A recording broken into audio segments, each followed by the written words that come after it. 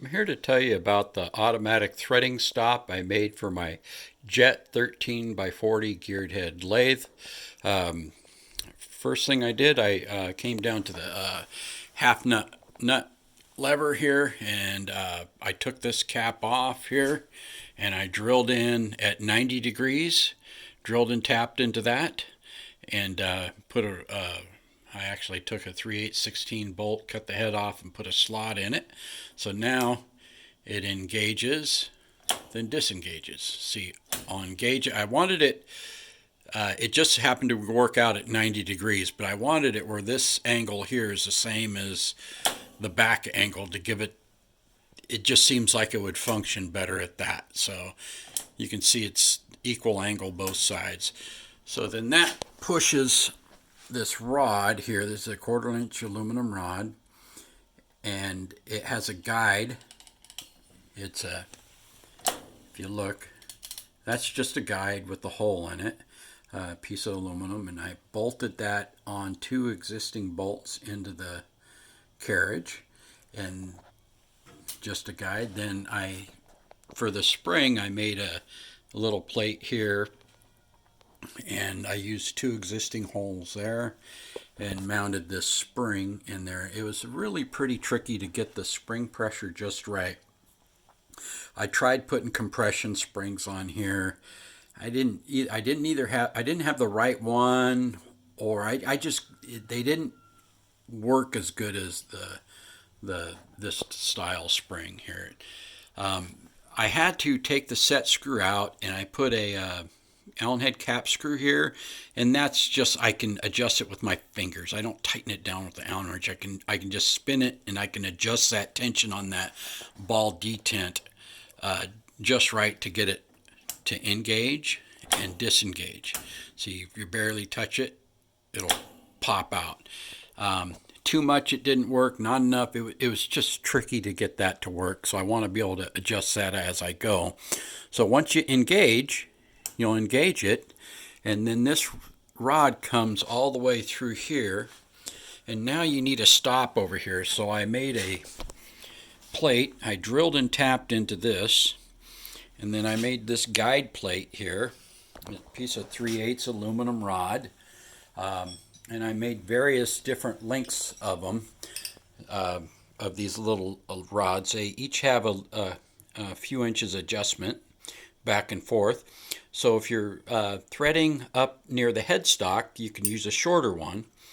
If you're threading towards the tailstock, you can use a longer one. So that's the deal on that. It works real nice, little thumb screws. So, and it actually repeats pretty well, so we'll give it a shot here. Turned it on. And see, I'm going to engage it here.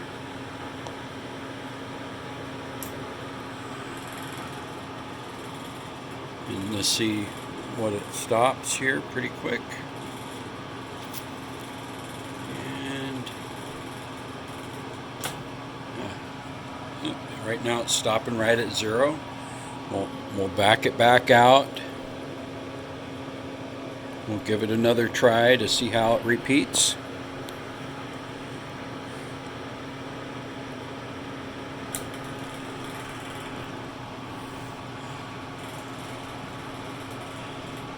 And it's going okay so far. Let's see if it stops.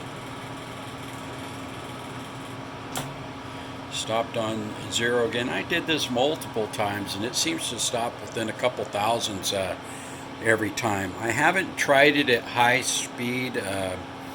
I'm a little bit more nervous about running high speed. I think the inertia of the carriage may not be quite as accurate, but definitely at slow speed it's going real well. And maybe now I'll be able to, go up to against the shoulder, or inside of a bore to a shoulder. Just seems like it'd work really, really nice. Now there is one other thing that I made. I made a carriage stop, just pretty simple. I wanted to make a carriage stop that spun and rotate, then had a bolt or something that would rotate and stop against there, but I didn't have the right material, so I just used this. So now I just slide that in there and that'll be a stop. Then when I go to a different length, I just put it in there and it'll come up. So if I'm going up against several different shoulders, it just made it actually pretty nice and quick,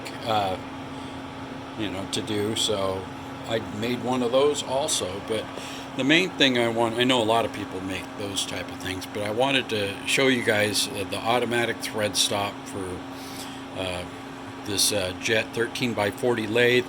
I know that you could probably make it for all kinds of different lathes, use the same type of idea, but it's once you have a lathe that automatic thread stops, you really don't want to go back, because I used to run an automatic lathe with a thread stop and automatic thread stop. It worked wonderful.